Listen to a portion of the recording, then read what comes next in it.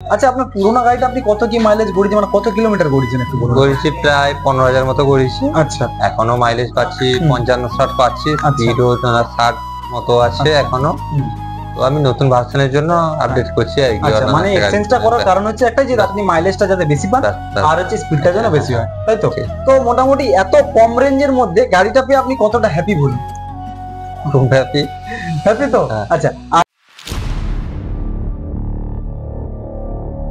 So hello viewers, Asad ইলেকট্রিকের পক্ষ থেকে আপনাদের সবাইকে জানাই নমস্কার। তো আজ 15ই আগস্ট। তো 15ই আগস্ট মেন হচ্ছে ইন্ডিপেন্ডেন্স ডে।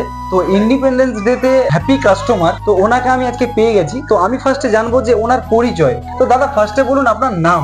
সোমনাথ অধিকারী। আচ্ছা। বাড়ি কুটকি, থানা হচ্ছে বেলদা। আচ্ছা, জেলা পশ্চিম মেদিনীপুর। তো দাদাকে কিন্তু আমরা আজকে বেলদা থেকে পেয়ে গেছি।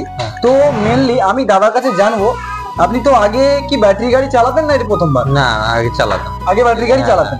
আচ্ছা, তো আগে আপনি যে ব্যাটারি গাড়ি চালাতেন, তো ওই গাড়িটা আপনি কোথা থেকে নিয়েছিলেন? আমি আশা ইলেকট্রিক শোরুম থেকে এখান থেকেই নিয়েছি। আপনি এখান থেকেই নিয়ে গেছেন? আচ্ছা, তো ওই গাড়িটা আপনার কতদিন কি ব্যবহার করা হয়েছে? ওটা আমি 1.5 বছর ব্যবহার করেছি। আচ্ছা, 1.5 বছর ইউজ করেছেন।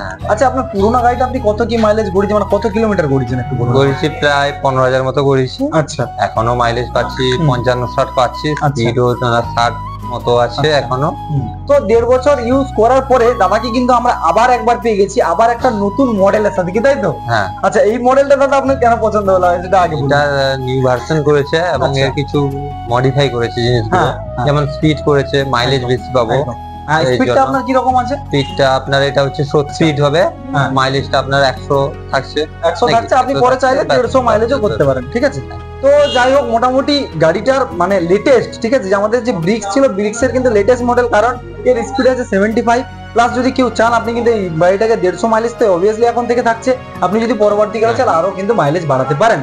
তো আমি নতুন ভার্সনের জন্য আপডেট করছি আর কি। আচ্ছা, মানে এক্সচেঞ্জটা করার কারণ হচ্ছে একটাই যে আপনি মাইলেজটা যাতে বেশি পান আর হচ্ছে স্পিডটা যেন বেশি হয়, তাই তো? মোটামুটি ওরও স্পিড ভালো ছিল, তাই না?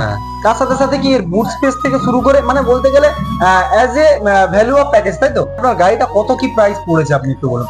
মানে প্রায় 60-70 হাজার টাকার মধ্যে, তাই তো? মোটামুটি এক্সচেঞ্জ করে আপনার আরো কম দামের মধ্যে পড়েছে। তো মোটামুটি এত কম রেঞ্জের মধ্যে গাড়িটা পেয়ে আপনি কতটা হ্যাপি বলুন? খুব হ্যাপি। হ্যাপি তো? আচ্ছা, আর ইন্ডিপেন্ডেন্স ডে আজকে অফারও ছিল। অফারটা আপনাকে কত টাকা অফার দেওয়া আছে, মানে কত % ছাড় দেওয়া আছে গাড়িতে বলুন? প্রায় না হলে 5-10 হাজার টাকা মতো, 5 থেকে 10 হাজার টাকা। তো আমরা কিন্তু আজকে কিন্তু ওনাকে 5 থেকে 10 হাজার টাকা অফ করেছি, অফার দিয়েছি, ঠিক আছে? তার সাথে সাথে ওনার হাতে নতুন একটা গাড়ি তুলে দিয়ে আমরা অনেক খুশি। কারণ কি, একটা গাড়ি উনি চালাতেন, প্লাস কি উনি আমাদের ওইটা গাড়িটা চেঞ্জ করে দিয়ে এই গাড়িটা উনি ইউজ করছেন। তো যাই হোক, দাদার সাথে কথা বলে খুব ভালো লাগলো, ঠিক আছে?